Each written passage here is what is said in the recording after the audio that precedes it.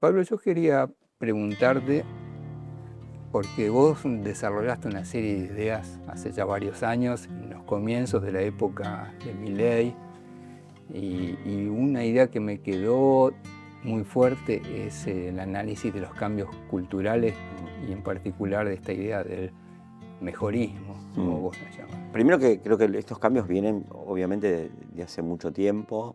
Yo creo que del menemismo en adelante cambiaron los modos de vida y en eso apareció algo que malamente se llama individualización, pero si querés que es proyectos que son más que nada para uno mismo y además de muy corto plazo, eh, que eso, digamos, esa sociedad que se generó a partir del menemismo recibió durante el periodo kirchnerista, por ejemplo, con la tentativa de recuperación de empleo y todo eso, algo así como cuidados paliativos, porque no estaba encuadrado en un desarrollo ni previsible ni sostenible. Y al mismo tiempo hubo también una especie de aliento al consumo que siguió enfatizando esos proyectos. Y yo diría que a partir del año 2011, con, que se inicia un ritmo de aceleración de las transformaciones en el mercado laboral, donde sobre todo empieza a haber problemas de empleo de los jóvenes, empieza a aumentar casi verticalmente, ¿no? El autoempleo y el empleo independiente, y se acelera con las aplicaciones, y después de la pandemia mucho más. Y entonces lo que va quedando es esto que yo llamaba mejorismo, que era como un camino paralelo al progresismo, porque la idea de progresismo implicaba un proceso de progreso social, colectivo y también individual, y que implicaba una complejidad con un papel del Estado, ¿no? Y los que yo llamo mejoristas piensan que es posible progresar, mejorar, pero solo y exclusivamente a partir de sus esfuerzos personales, ¿no? En la generalización de esa experiencia en la sociedad se formó la estructura de acogida para un discurso como el de Milei, ¿no? Yo creo que Milei, más que instalar algo, lo recogió de ese larguísimo proceso que vengo diciendo, eh, y en todo caso lo reforzó porque, digamos, logra su palabra cierta autoridad desde el Estado también, y además eso le permite a él una prédica antiestatal, ¿no? Muy fuerte, y con mucho ejercicio del combate al Estado. eh, y durante estos años los mejoristas, o los que yo llamaba mejoristas, en parte se vieron confirmados por la historia, pues, digamos, se crearon condiciones en las que no había otra cosa que el esfuerzo personal, ¿no? Y al mismo tiempo se ven discutidos por la historia porque no hay otra cosa que el esfuerzo personal, pero tampoco hay tanta mejora, ¿no? Entonces, ese contingente de los que yo llamaba mejoristas está más dividido, más heterogeneizado, si yo pienso en mi trabajo de campo actual, donde veo que algunos de esos que yo llamaba mejoristas eh, o han perdido, o han disminuido, o han opacado un poco sus esperanzas. La palabra esperanza creo que es fuerte. En muchas encuestas que Ujú. uno veía cuando uno preguntaba sobre esta época, no ahora últimamente, pero sí a los principios de la época Milei aparecía la palabra esperanza. Ujú. Yo creo que, a ver, eh, el mejorismo, la cuestión de la esperanza, eh, yo diría también la idea de proyectos a futuro, ¿no? Eh, en- en- Aparecían más fuertemente en el momento de la elección de Milei, sobre todo entre, digamos, el público mileísta y un poquito más su porcentaje de triunfo de segunda vuelta, ¿no? Eh, Había gente que no tenía esperanzas, que es la que nunca lo hubiera votado, que es una parte importante en Argentina. Argentina aparecía, y yo creo que se mantiene dividida alrededor de esto. Y a mí lo que me parece estar viendo ahora es que los proyectos a futuro y la idea de futuro está más cuestionada, incluso entre quienes habían votado a Milei en primera y segunda vuelta de 2023. Primero que los futuros son cada vez de más corto plazo, más minimalistas, y aparte, si uno ve según sectores sociales, ¿no? Yo diría en los sectores populares, mm, yo veo como una ampliación de la zona de depresión, ¿no? Hace un tiempo, Rodrigo Sarazaga había hecho un trabajo donde un poco discutía la caracterización que teníamos con Nicolás Gerginger sobre esto de los jóvenes mejoristas, y él decía, bueno, yo encuentro unos jóvenes que tienen esperanzas mínimas, ¿no? Y me acuerdo que conversábamos, de hecho escribimos un trabajo, no era contra él, sino conversando con él, que se publicó en el anuario del CIAS, que es la institución que dirige Rodrigo Sarazaga, y entonces nosotros decíamos, bueno, probablemente, como dicen ustedes, estamos hablando de segmentos sociales diferentes. Ahora, en los últimos meses, después de esa conversación,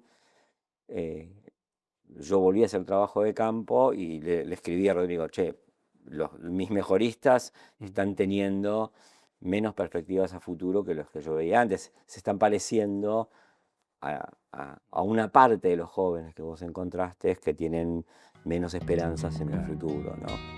Me parece muy impresionante en esta época donde la gente lee cada vez menos. Sí, tantos libros. Caminar rodeado de tantos libros, ¿no? Es como... Yo ahora me volví a poner la disciplina, aparte de leer las cosas que uno lee profesionalmente, de leer literatura 1 hora a la noche. Y en sectores de ingreso más alto y de edad más alta, también uno ve esas conductas de satisfacciones a corto plazo y módicas, ¿no? Y a veces mucho temor por el futuro y a veces, en todo caso, encarando el futuro como si no hubiera sociedad, ¿no? Me hice muchas entrevistas donde me encontré con gente que da por hecho que no va a tener una jubilación, ¿no?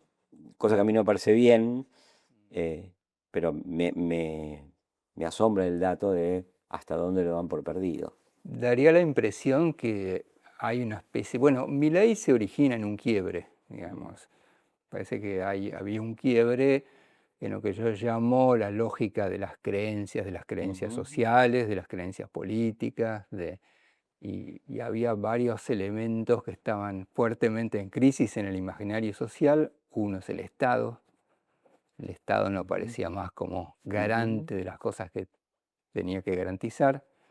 El otro era los representantes, digamos, la posibilidad de que que yo me sienta representado por alguien en algún lugar de poder, es decir, la política. Y el otro era un poco también el lenguaje, ¿no? Es decir, como que los discursos, la comunicación, la presencia, había una especie de ruptura con todos esos mundos, ¿no? Creo que el primer quiebre al que vos referís de la cuestión del Estado, ¿no? Tiene como una expresión, o tiene como un origen, perdón. Mucha gente paga impuestos y no recibe servicios que pueda equiparar con la percepción de lo que está pagando como impuesto, ¿no? Entonces mucha gente, además, paga esos impuestos, pero después busca salud privada, educación privada, seguridad privada, o padece el servicio público. Por más que uno diría, bueno, si uno compara la red de servicios públicos que ofrece la Argentina con la de otros países de América Latina, dice, bueno, es un país que no es que no tiene nada para ofrecer en ese plano, pero hay una ruptura ahí de un contrato, un poco lo que yo te decía antes con el ejemplo de las jubilaciones es quizás el más claro para mí de esa ruptura de contratos que se percibe y se realiza a partir de los incumplimientos relativamente constantes del Estado, que no importa desde el punto de vista de quienes ven quebradas sus creencias, cuál es la razón exacta por la cual no se puede sostener un régimen de solidaridad intertemporal entre las generaciones para sostener un sistema jubilatorio. Lo que ellos saben es que no van a tener una jubilación, Claro. o lo que ellos creen es que no van a tener una jubilación, y entonces dicen, bueno, me tengo que arreglar solo. La cuestión de los representantes creo que cae en lo mismo, ¿no? O sea, han sido, desde el punto de vista de muchísima gente, tergiversadores de la confianza, y además yo creo que hubo un cambio eh, en la vida política argentina que yo diría, no es que no estuvo nunca, no es que apareció de repente, pero me parece que hubo como un salto cuantitativo tan grande que finalmente fue cualitativo, que es el de una clase política que vivió cada vez más ajena al destino, las percepciones, las evaluaciones, las críticas de sus representados, ¿no? Probablemente la propia continuidad democrática facilitó los balances negativos, que es, bueno, probamos con este, probamos con el otro, probamos con el otro, entonces, digamos, por ensayo y error se van acumulando juicios negativos que finalmente abarcan al conjunto de la política. Y también yo creo que la política argentina se saturó de superestructuras políticas, porque, y esto no es solamente el peronismo, ¿no? Para mí es parte de la experiencia de Cambiemos. Hay muchísima gente que parece que no pudiera existir si no es directora nacional de algo, ¿no? Y Argentina aparte produjo direcciones nacionales que son entidades de política pública de una sola persona, ¿no? Entonces, no había una política pública, había otra cosa. Entonces, creo que esa desconfianza en los representantes y en la clase o la dirigencia política y en los adláteres de la dirigencia política surge de ese tipo de experiencias y no diría que está mal fundada. Cuando yo trabajaba con Eliseo Verón, que trabajé mucho tiempo en Francia, en Argentina, me comentaba que él leía unas 9 horas por día. Yo nunca llegué a ese nivel. Estudiante en algún momento, pero era como de otra época, ¿no? Sí. Creo que cuando se votó a Milei se le compró la posibilidad de que estuviese diciendo una verdad. Y además se le compró la posibilidad de enunciar el propio enojo, ¿no? Claro. Se le acordó más que se le compró, se le acordó la posibilidad de enunciar el propio enojo. Y eso es, digamos, se transformó en todos estamos enojados, en una práctica. De alguna manera, Argentina había como prestigiado los discursos de las víctimas, ¿no? De todo tipo. Y luego vino como una política que los enojados tienen razón, ¿no? Ya no son las víctimas, sino son los enojados. Y Milei expresó mucho eso, consiguió, yo creo que transformarse en el sujeto capaz de condensar todos los enojos. No quiero decir los enojados irónicamente, no son los enojados, son los enojaditos, no estoy relativizando. Cuando digo que alguien está enojado no estoy haciendo la cosa condescendiente de, bueno, calmate, estás enojado. No, yo creo que había muchas razones para el enojo. Y además no estoy diciendo que Milei fuese solo el enojo, pero ese elemento lo trajo muy a la escena. Yo creo que había desde antes elementos de ese tipo. Había una necesidad de reformas y de cambios que venía desde antes y venía siendo, digamos, bloqueada todo tipo de reformas, incluso reformas contradictorias. No estoy hablando solamente de las reformas a favor del libre mercado que piensa el gobierno, pero los bloqueos de procesos de reforma generaron enojos también. Entonces venían desde antes, ¿no? Para mí, por ejemplo, Macri hace un vuelco en 2018 hacia un discurso público mucho más agresivo, y además venían los discursos agresivos desde antes, pero evidentemente Milei los lleva al sumum, al paroxismo, incluso yo creo que también, por un lado, una palabra muy violenta, muy amenazante, pero también una palabra que le resta valor a la verdad, ¿no? Se ejerce esa palabra política como casi como un combate a la noción de verdad, ¿no? Porque Milei, que es la figura pública central de este momento, yo creo que los presidentes están siempre en el centro del proceso político, pero dice un día una cosa y otro día la contraria, y justifica sus propias contradicciones en nombre de, no sé, de la estupidez de los que oyen, siempre de algo que no tiene que ver con él. Ahora, construye una imagen también, o al principio parecía muy fuerte, de autenticidad con Claro. todo eso. Sí, que creo que la autenticidad se la toma porque, bueno, esto lo sabés vos mucho mejor que yo, que es Milei convocó por su trayectoria, por su palabra, pero sobre todo por su performance y la forma de encarnar su palabra y de desempeñar corporalmente un rol, ¿no? Entonces, en ese contexto era visible su autenticidad. Sí. Yo no sé exactamente qué es lo que está transmitiendo hoy. Me parece que no es solamente la autenticidad. Y esto que yo te comentaba, del gesto de desdecirse o corregirse, decir, bueno, no sé, la inflación iba a bajar en julio, pero hay un paper de un doctor en economía en Córdoba que dice que en realidad está mal medido y que va a bajar en agosto. Es una relación con su propia palabra que me parece que empieza a ser problemática para el propio Milei, y entonces se empieza a borrar el valor de la autenticidad, ¿no? Y aparece, casi diría, su propio enojo desconectado de lo que era el enojo y ahora es la angustia de los demás. Sí, yo lo veía sobre todo como una especie de, diría como una enfermedad autoinmune de la democracia. Una enfermedad autoinmune es donde cuando el organismo no reconoce como propios a ciertas partes, ¿no? En este caso la representación, el Estado, la racionalidad, no lo reconoce como propios, y entonces la solución que le propone Milei a la gente es destruirlos.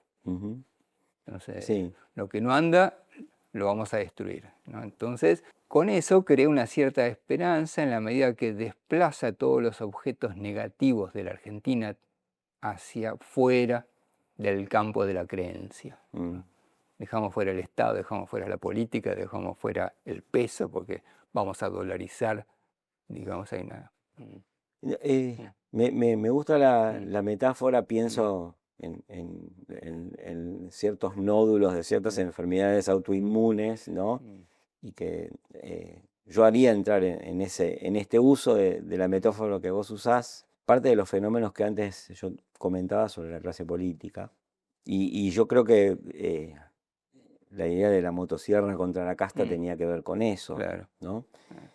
Al mismo tiempo, me parece que por debajo de eso, en un plano, si querés, más profundo, más geológico, pero que no es totalmente estable, hay una cosa que se estaba moviendo desde hace mucho tiempo, yo diría por lo menos desde los inicios de la democracia, que tiene que ver con la separación, la ruptura de los vínculos entre la sociedad y el Estado, y las valencias o los hilos libres de cada una de esas dos instancias, intentando retejerse, cosa que no han logrado, pero tiene mucho que ver con esto, ¿no? Porque la moneda, las políticas públicas, la palabra, son justamente objetos de la creencia, y es muy difícil recomponer el vínculo político, la capacidad de dirección del Estado, si algunos de los bienes básicos que debería ofrecer el Estado están en discusión, y me refiero centralmente a la moneda,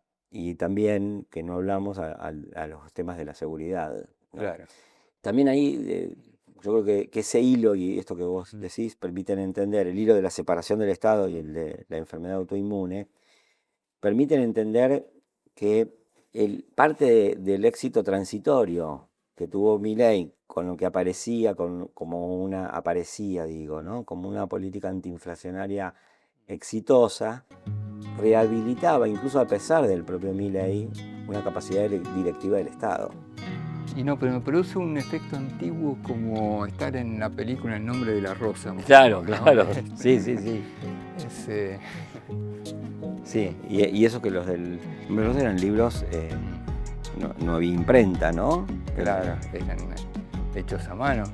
Claro, entonces ahora la imprenta nos parece los Sí. libros de los copistas. Que totalmente da esa sensación casi medieval, digamos. Es como que no hubieran tomado noticia de las razones por las cuales ganó Milei en el Sí. 2023. Para mí está clarísimo eso, ¿no? Y esto no es solamente el peronismo ni el kirchnerismo.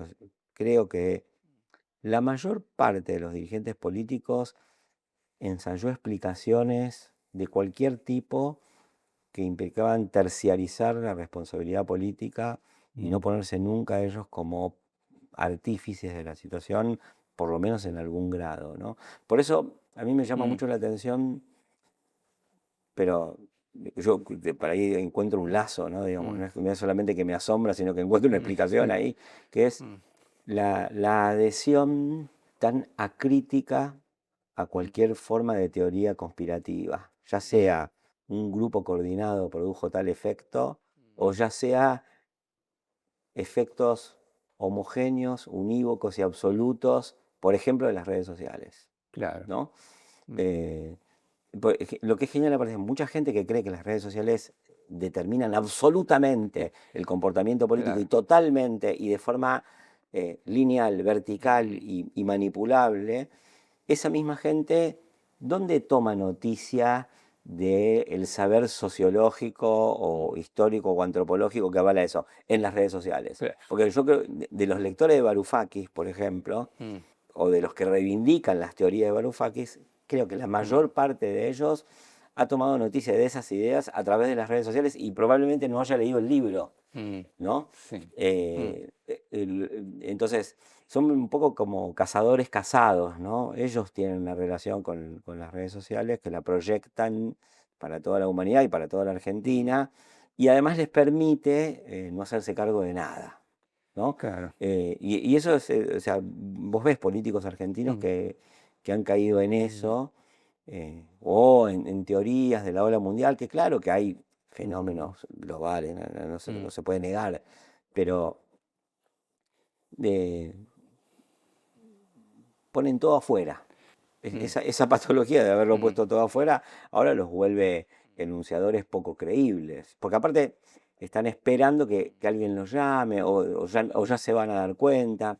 Inclusive el mismo hecho de entender esto que está ocurriendo como anomalía, ¿no? Porque yo entiendo que sí hay un cambio y que incluso puede ser un mal cambio.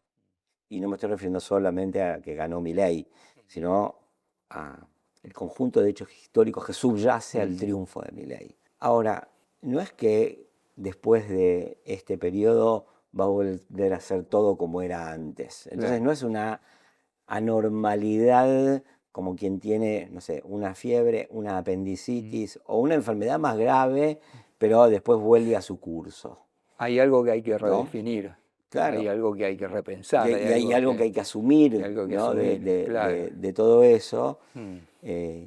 Porque aparte también todo esto facilita otra de las operaciones que se vinieron haciendo en la cabeza. Yo creo que la dirigencia política sigue siendo responsable de que no haya una alternativa. Creo que en diálogo con lo que vos me planteabas antes, sí, hay desesperanza, pero también decime vos de quién puedo esperar algo. Claro. ¿No? Sí. Entonces, creo que la desesperanza es cultivada por dirigentes políticos que se ponen por fuera de los hechos, no asumen su participación en los mismos, tareas de renovación, sino más bien insisten. Y creo que una de las características es también de pensar que los votantes de Milei tienen problemas psicológicos.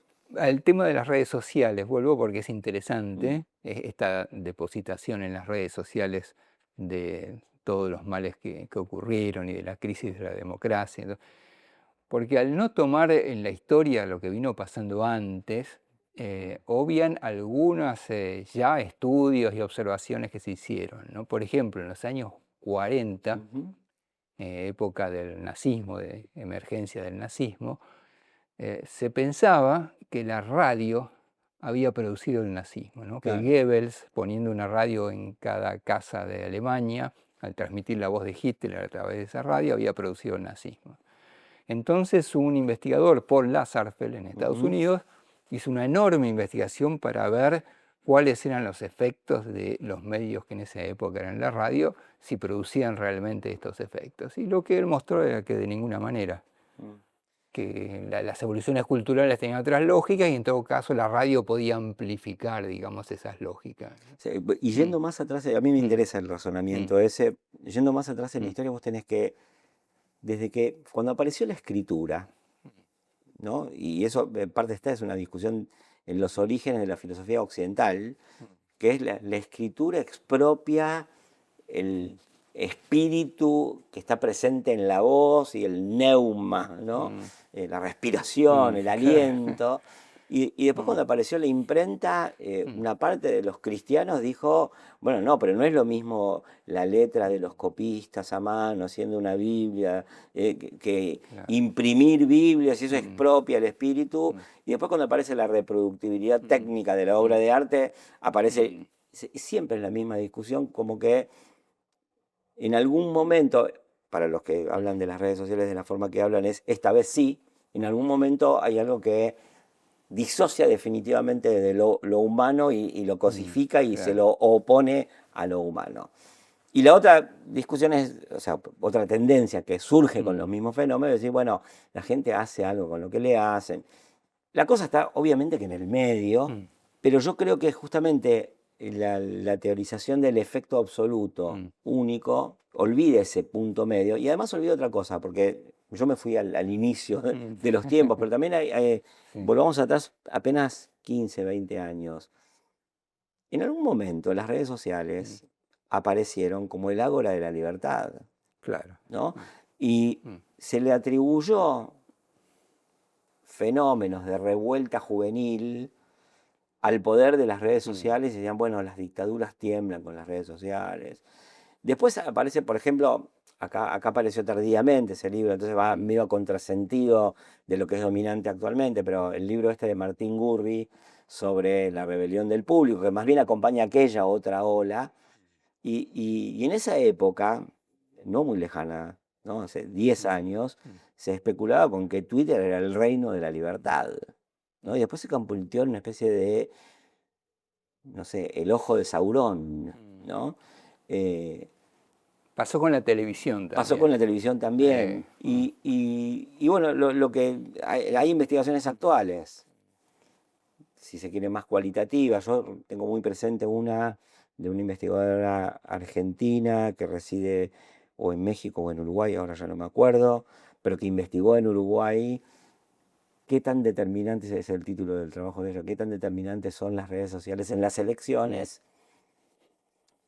Y ella encuentra que, bueno, está bien, la gente lee los materiales, pero chequea, tiene familias, hace circular la información, hay un montón de actividades que ocurren extra pantalla, que son muy importantes y permiten mensurar mejor el efecto de las redes sociales. Esto sin negar, por otro lado, que la digitalización de la vida es un fenómeno enorme, habla de un cambio de época y afecta cosas quizás más importantes, aunque con efectos políticos de mediano y largo plazo, no en lo inmediato, el modo de vida de los sujetos. Porque, bueno, la gente ya no va a buscar el diario para encontrar los avisos de trabajo, sino que los encuesta vía las redes. La gente se enamora o hace contactos y relaciones vía aplicaciones, etc. Todo nosotros eso lo sabemos. Cambió el modo de consumir, el modo de comprar, el modo de divertirse.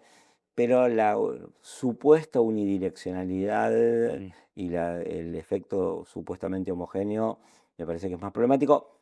Para no ir más lejos y volver muy al presente inmediato, esta desesperanza de la que estamos hablando sucedió a pesar de que el gobierno, entre comillas, tiene todo el poder en las redes sociales y de que las redes sociales están diseñadas por amigos del gobierno. Para mí lo que la dirigencia política se imagina como posibilidad de reconstrucción es muy pobre y muy insuficiente para el momento. Ni creo en el poder absoluto de las redes sociales, ni creo que el elemento global de estos proyectos sea las reuniones de la CEPAC.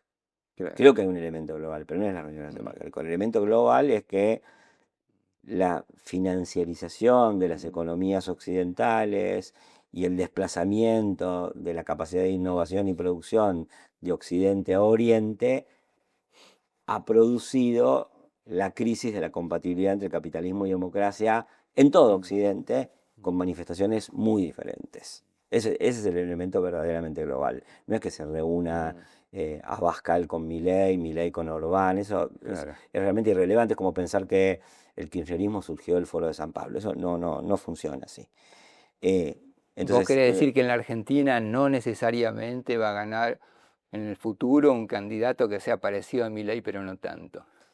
no, lo que digo es que hay un proceso, Mm. ese proceso de divorcio del Estado respecto de la sociedad, que es el proceso de fondo que condiciona la emergencia de Milei, tiene a su vez otro proceso de fondo que es la redefinición y la reconfiguración del capitalismo en Occidente.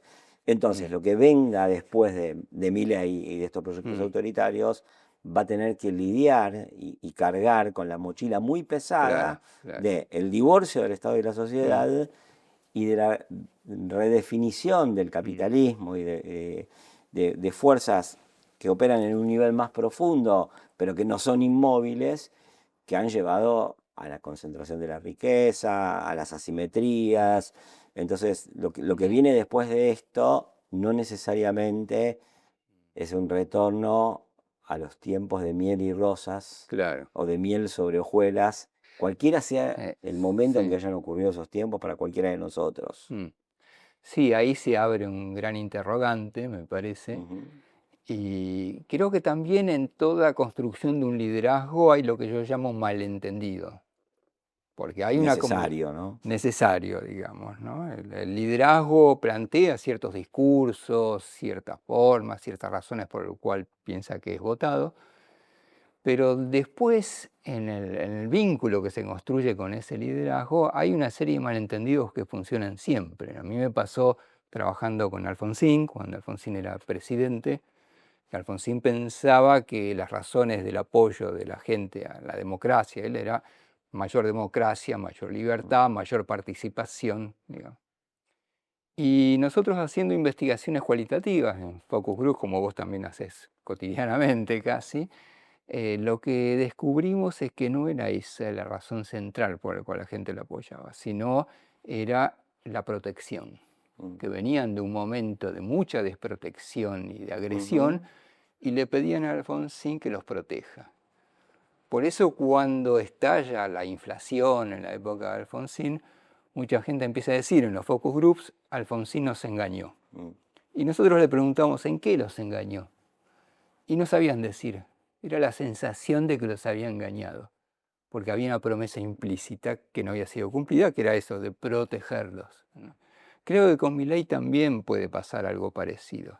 Es decir, que no es solamente lo que dice Milei o lo que hace Milei las razones por las cuales lo apoyaron.